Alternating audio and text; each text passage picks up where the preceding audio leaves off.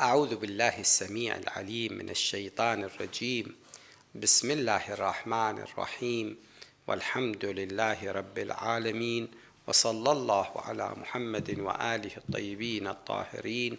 اللهم وفقنا وسائر المشتغلين للعلم والعمل الصالح بحق محمد وآل محمد. اللهم صل على محمد وآل محمد وعجل فرجهم والعن عدوهم. The Prophet Muhammad, peace be upon him and his progeny, said, "Verily, whoever is not true to an agreement or breaks it or breaks promises beyond that which he is capable of, or omits something from it without good intention therein, then I will hold it against him on the day of resurrection." Really, it is a very scary hadith. The Prophet Muhammad sallallahu alayhi wa alihi قال: ألا من ظلم معاهدا. Mu'ahidan, it means one of the non-Muslims who lives with the Muslim in the same city, the same country. But this non-Muslim has agreement with the Muslims to live in their country by paying the taxes. ألا من ظلم معاهدا أو انتقصه, or he takes some of his rights or some of his money. أو كلفه فوق طاقته. أو كلفه فوق طاقته, or maybe he asked him more than he is capable of. أو أخذ منه شيئا بغير طيب نفس منه, or he took something from this person, from this non-Muslim, without his agreement. فأنا حجيجه يوم القيامة. لا إله إلا الله. فأنا حجيجه يوم القيامة. The Prophet himself will be against this Muslim on Doomsday. This is really a very scary hadith for the people whom they didn't give rights or keep promises with other people.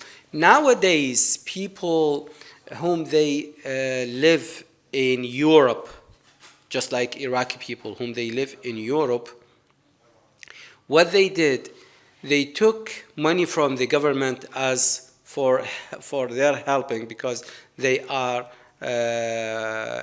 don't have work, and they go or move to another place and work. This is not halal. This is not halal. Pay attention. You have to take care of this. With Islamic laws, issue number 818. If a person is sure that the blood which is on his body or dress is a type of a najis blood. Najis blood. Is there a blood which is not najis? Yes. Just like the blood in the mosquitoes. Okay. Sometimes a kind of a blood is najis, but it is allowed to pray with it. Just like the blood of wounded, which is not more, its size not more than the dirham. All right. So, if a person that sure that the blood which is on his body or dress is a type of a najis blood, just like blood of the blood of nifas, blood of hayd, yes, which is allowed in salah, is a type of a najis blood which is allowed in salah, like blood from wound. This is allowed blood in salah. I told you this is blood which its size not more than dirham, or a sore or al-quruh, but comes to know after having offered his prayer, definitely first of all he was sure that this blood is not a kind of a blood which make his salah void, which not make his salah void. Like what? Like the blood of wound, the blood of sore. Okay? Yes, Sheikh. Let me finish. Okay. But comes to know after offered his prayer that it is the blood which makes a prayer void. This is blood. It is what? It is a najis blood. His prayer will be in order. Why his prayer is in order? Because at the beginning, he was sure that this blood is what? Is not the blood which makes or which invalidates his salah. He was sure that this blood is the blood of a wound. For example, he has a wound, and this blood comes out of he was sure that this blood it's coming out of his wound or out of his sore. But after the salah, he realizes that this blood is what? Is a najis blood which invalidates his salah. Just like it is a blood of another animal, of another person. Have you got that? Now, his salah will be in order. His salah is in order, and there is no need to repeat his salah. There is no need to repeat his salah. Issue number 819. Afwan, Sheikh. Yes, afwan, Sheikh. Alaykum salam. You mentioned about something about the dirham. What's the diameter for this dirham? What of? What the diameter for this dirham? The size for the diameter. Yeah. Just like the finger, just like the fingerprint. The fingerprint, this size. Just this? Yes. I have it in, I forgot it. Inshallah, next time if you remind me before the lesson, I'll bring you one. Oh my God, you have it? Yeah. Yes, I have it. Still I have it. Inshallah, we will do. Inshallah. Yes. Thanks so much. You are welcome.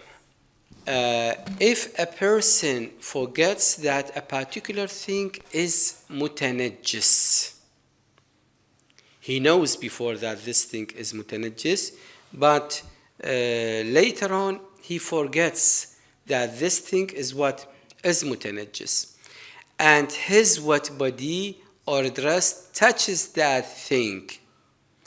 His what body, for example, his what hand or his what garment, yes, touches that thing definitely with wetness which transfer najasa, and then he offers a prayer forgetfully. He performs his prayer, not intentionally, forgetfully. Recollecting after the prayer, he remembers after the prayer, he remembers his prayer is in order. His prayer is in order. Why?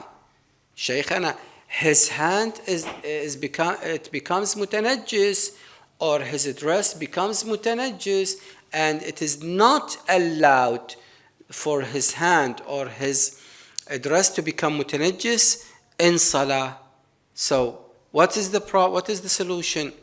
Now the solution is that his salah is in order. His salah is in order because he is not careless. This person is not careless, first of all. Secondly, if he knows that, if he knows that his hand or his dress becomes mutanajjis, he will what? He will wash it. He will wash it. He is not careless person. But it happens with what? With forgetfulness. Have you got that? So his prayer is in order. In such situation, if he does ghusl without first making his body tahir and then proceeds to pray, that means his hand or his body was mutanajjis, and he performs ghusl. Without what? Without, he performs ghusl without performing or without removing the najasa first of all. Directly he what? He performs ghusl and then he went to salah and then proceeds to pray. Both his ghusl and salah will be void. Both his ghusl and his salah will be void. Why both of them will be void? Because he needs to make them tahir first. He needs to make them tahir first. Unless he is sure that in the process of doing ghusl, his body also became tahir. Now, sometimes there is a najasa on the body or on the dress. Let's take, first of all, talk about on the body, because the dress we need to wash it. I have, my hand is mutanajjis, okay? Now, with urine, how many times should I wash it? First of all, I need to remove the najasa, then I should wash it twice. Have you got it? Okay. I didn't remove the najasa. I immediately became and what? Wash with ablution. With ablution, wash. Now, this hand becomes tahir or mutanajjis? It is still mutanajjis. It is still mutanajjis because I need to remove the najasa first, then I have to wash it twice. I didn't do that. So it is still what? Mutanajjis. Then if I performed my salah is what? Because my wudu is what? Very good, excellent. The other thing, I know there is najasa on my hand. What I did, I put my hand under the tap of the water. I put my hand under the tap of the water. And the tap of the water is connected with what? With a core water. With a core water. Okay? So, how much time I need to wash it? Once. All right? Then, with this hand under the tap, I wipe it with water. Now, it becomes tahir or not? So, then I take it out and then wipe it. So, shall I go and pray? Yes. Why? Because it becomes tahir while I am what? While I am performing my ablution. So here said, unless he is sure that in the process of doing ghusl, his body also becomes tahir, as I explained it to you. Similarly, same hukum. If any part of wudu is washed without first making it tahir and the prayer is offered, both wudu and the prayer will be void. If, as I told you, it has what? My hand, it has what? Urine, then I just wash it and perform my ablution. My ablution is what? Is void. And my salah is void too as well. Unless he is sure that in the process of wudu, that part which he had forgotten to be mutanajjis had become tahir. In this case, if I'm sure that I put my hand under the tap of the water and the tap of the water it is connected with core or more water, there is no need to wash it for how many times? Maybe it is a blood. There is a blood, not urine. There is a blood. There is no need for what? To wash it many times. One time will be enough. So the blood will be removed. So if I wash it and wipe it, that will be enough, because I'm sure that my hand becomes what? Becomes tahir. My hand becomes tahir. Of course. Issue number 820. If a person possesses only one dress, if a person possesses one dress, only one دشداشة, and if his body and the dress both are متنجس, now his body and his dress are what? Are متنجس, both of them, and he doesn't have only this دشداشة. And if the water in his possession is just enough to make one of them طاهر, look, and if the water in his possession is just enough to make one of them طاهر, either his body or his dress, the obligatory precaution الأحوط وجوبا is to make the body طاهر. That means the priority is to the body, not to the dress. Because he has water only to make one of them طاهر, so he should what? He should make his body طاهر and pray with متنجس dress. And do not forget, he has only this دشداشة, this متنجس دشداشة. And offer a prayer with the متنجس dress. It is not permissible to wash the dress and pray with the متنجس body. This is what? This is a vertical. This is a vertical. So the priority for the body to become طاهر. However, if the najasa of the dress is more or intense, if the najasa of the dress is more or intense, then he has an option to make either of them طاهر. In this case, if the najasa in his dress is not little, it is so more, or maybe if he wash his body, the najasa on his dress will stain his body. So in this case, he has what? He has the option to make either of them طاهر. So when he has the option to make his dress طاهر, when the najasa, yes, Sayyid Falah? Definitely he has one دشداشة, but the najasa on this دشداشة will what? Will more than the body, and it will what? It will intense to his body. So he has the option to what? To make one of them طاهر, either his body or his dress. Yes, one of them.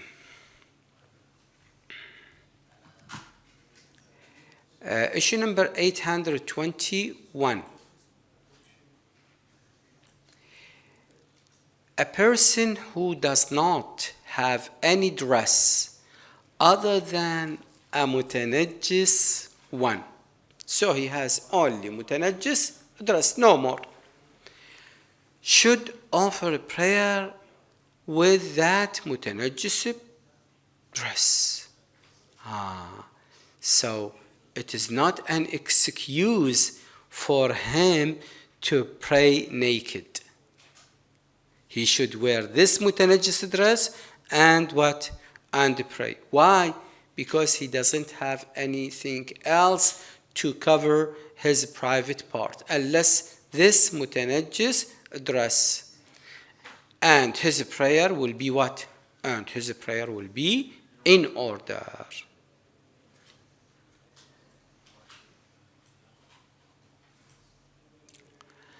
Issue number 822. If a person has two sets of a dress, like me, I have a دشداشة and I have my garment, okay, two sets, and knows that one of them is mutanajjis. Either my dijdash is mutanajjis or my garment is mutanajjis, but does not know which one. I don't know in detail which one is mutanajjis. Neither my dijdash nor my garment. But I'm sure that there is one of them is what? Is mutanajjis.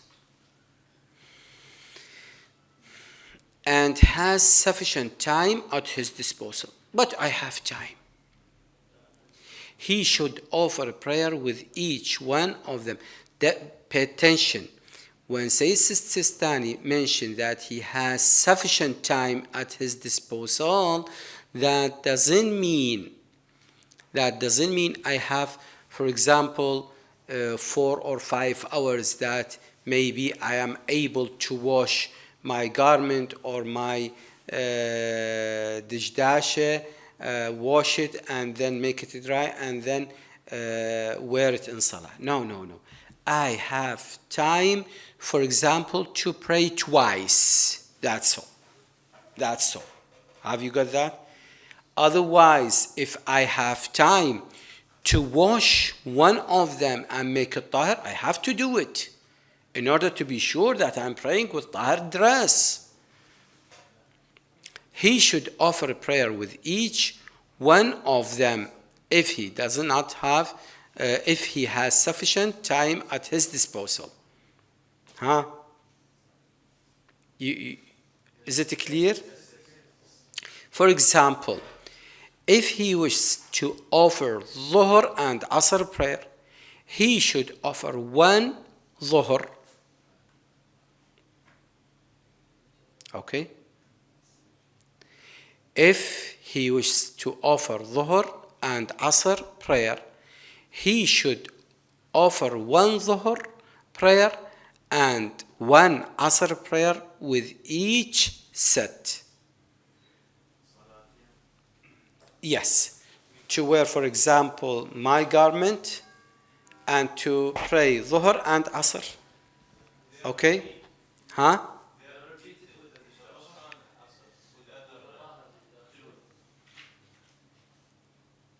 Yeah. With this garment, I should pray Dhuhr and Asr. Then take it off, wear the saye or dijdash, and to pray Dhuhr and Asr, in order to be sure that one of them was tahir and I prayed with tahir dress. Yes. No, this is not ihtiyat. This is vertical. This is a vertical. However, if the time at his disposal is short, that means what?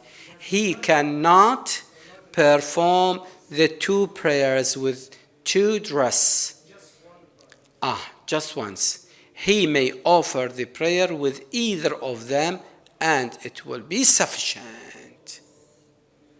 Take the garment, either the garment or the dijdash, to pray with the garment, Dhuhr and Asr. That's it, that will be okay. Or to have the dijdash and to pray Dhuhr and Asr and not to pray again with the garment, with one of them. No, one of them. I give the example of dijdash and abaya. Maybe it is not a good example. The example is I have 2 dijdashas, 2 thobes, okay, 2 dresses, no more, no less, and one of them is najis. But which one, this one or this one, I don't know. One of them is najis, okay, and I don't have much time in my disposal. I have short time, so I will choose any of them and to pray Dhuhr and Asr and my Salah in order. If I have time in my disposal, this time which is enough to what? It is enough only to repeat the salah, to wear this dress and pray Dhuhr and Asr. Take it off and to wear this dress and to pray Dhuhr and Asr. That's it. But if I have much time, for what? Just to take one of them to wash it, to be sure it becomes tahir, and then wear it and pray in time. Ada, not qada. I have to do that.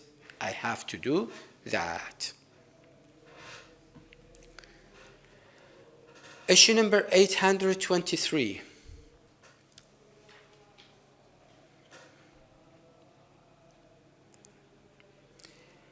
The dress which a person uses for offering a prayer should be mubah. You know, mubah, it is very important. This idiom to be applied on the things just like mubah place, mubah water, mubah dress. It is very important. We cannot use the usurped place. We cannot use the usurped water. We cannot use the usurped dress. So, the dress which you are performing salah, it should be what? It should be mubah. It should be yours. Not only yours. Maybe one of the people, he gave it to you. Take this garment for you. You can pray with it? Yes, of course. It is yours. Hence, if a person knows that it is haram to use an usurped dress, look, it is the person, he himself, he knows it is haram to use what?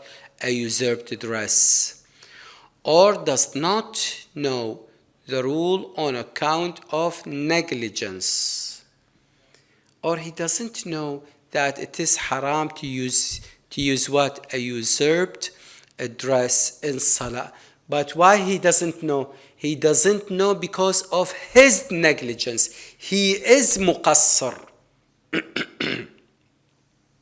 He is muqassar.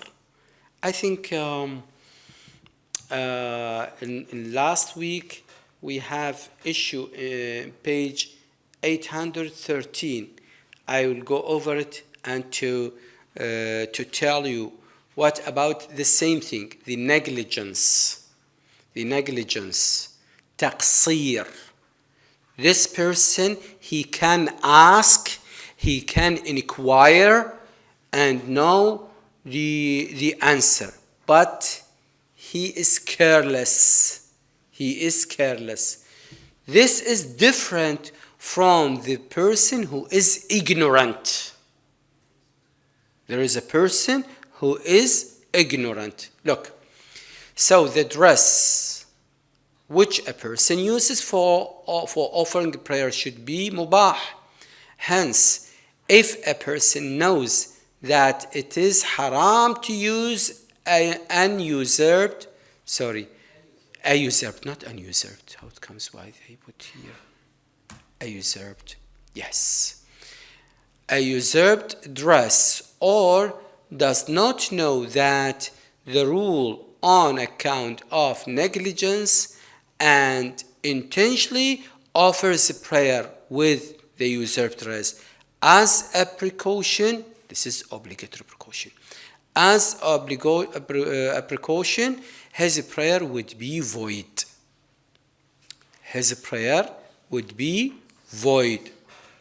Okay? But if his dress includes such usurped things, his dress include what? Such usurped things, okay? Which alone cannot cover the private parts.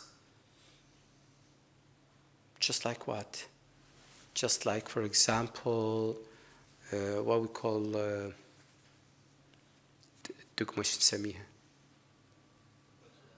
bottom.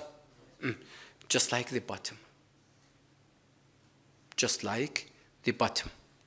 If it is usurped, it is in my dishdasha, but it is usurped.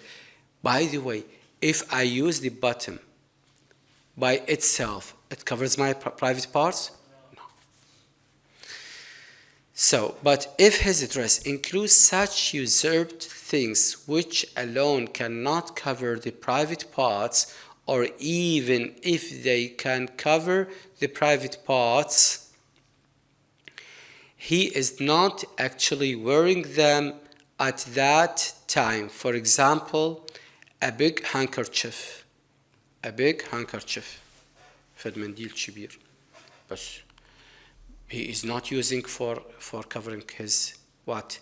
His private parts, which is in his bucket. Or if he is wearing the usurped things together with a mubah covering.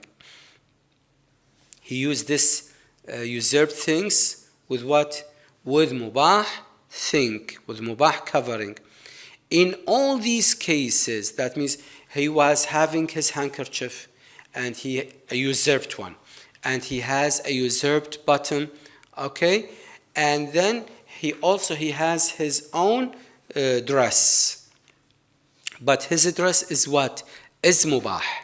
His dress is mubah. In this case, his salah is what? His salah is what? Is valid. Okay? Usurp things together with a mubah covering. In all these cases, the fact that such extra things are usurped would not affect the validity of the prayer. That means his salah is what? Is valid. Although, as a precautionary measure, their use should be avoided. Their use should be avoided. Even if they are not covering your private parts, and you are not using them to cover your body, but you just carrying them with you in your salah, or these usurped things, you are using them for something different other than covering your private parts, okay? In spite, they are not affecting the validity of salah. They are not affecting the validity of your salah. That means your salah is what? Your salah is valid.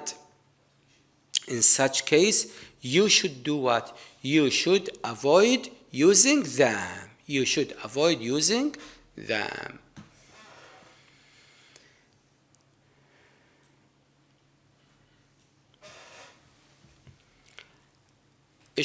Last issue, 824.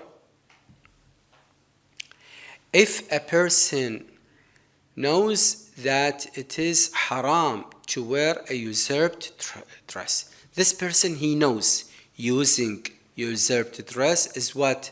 Is haram. Is haram. Is haram. Okay? But, but does not know that it makes a prayer void. Look, this person, he knows the hukum. This person knows that it is haram to wear a usurped dress, but does not know that it makes a prayer void. He knows it is haram to wear a usurped dress in salah, but he doesn't know that using this usurped dress in salah is invalidate his salah. He doesn't know the hukum. He knows it is haram, but he doesn't know it invalidates the salah. Okay? So, he does not know that it makes a prayer void, and if he intentionally offers a prayer with a usurped dress as a precaution, his prayer will be void. If he intentionally, he knows it is haram to use a usurped dress, but in spite of that, he uses what? A usurped dress. Actually, he doesn't know that using usurped dress to invalidate his salah, but he intentionally uses a usurped dress in his salah. So his salah is what? Is void. his salah is void, as explained in the foregoing article. والحمد لله رب العالمين وصلى الله على محمد وآله الطيبين الطاهرين. اللهم صل على محمد وآل محمد وعجل فرجهم والعن عدوهم.